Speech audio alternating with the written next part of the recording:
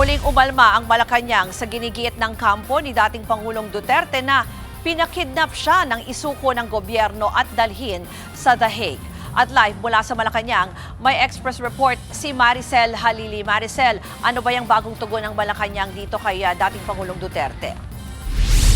Tama ka, itinanggi nga ng Malacanang yung mga kiniklaim ng mga taga-suporta ni dating Pangulong Rodrigo Duterte na kinidnap siya. Kaya siya dinala doon sa International Criminal Court dyan sa The Hague. Kanina sa press briefing ni Palace Press Officer Undersecretary Claire Castro, meron pa siyang ipinakita na kopya ng artikulo ng isang pahayagan dated March 10, 2025 o araw bago kinuha si FPRRD at dinala patungo doon sa The Hague para nga harapin itong kanyang Crimes Against Humanity case sa ICC. At base doon sa artikulo na yon na binasa nga nitong si Jose Castro, malinaw daw yung naging pahayag ni FPRRD nung siya ay nasa Hong Kong pa. Matatandaan kasi natin na nag-Hong Kong muna si FPRRD bago bumalik dito sa Manila at doon na nga siya naaresto. Nung siya ay nasa Hong Kong pa raw mismong si FPRRD na raw yung nagsabi na nakahanda siya na harapin yung pag-aresto sa kanya sakaling totoo man yun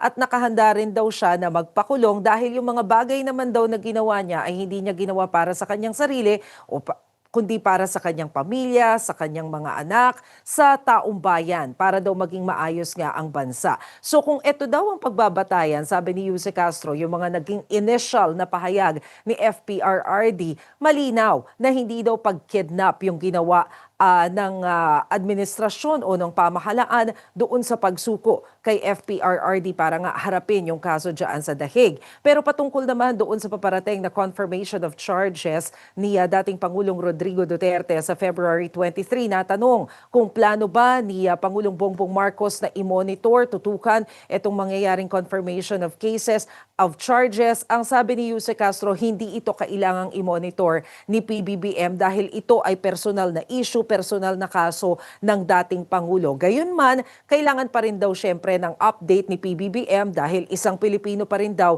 yung sangkot dito. Nagbigay din ng komento ang Malacanang tungkol naman doon sa fundraising na ginagawa ng ilang mga naging biktima ng extrajudicial killings na nais magpunta doon sa The Hague para nga dyan sa pagdinig ng kaso ni FPRRD. Ang malinaw daw, sabi ni Jose Castro, na banggit ng DOJ na poprotektahan at tutulungan ang mga naging biktima ng EJK, pero kung hanggang saan ang tulong na ibibigay sa kanila, hindi pa daw masabi ni Jose Castro.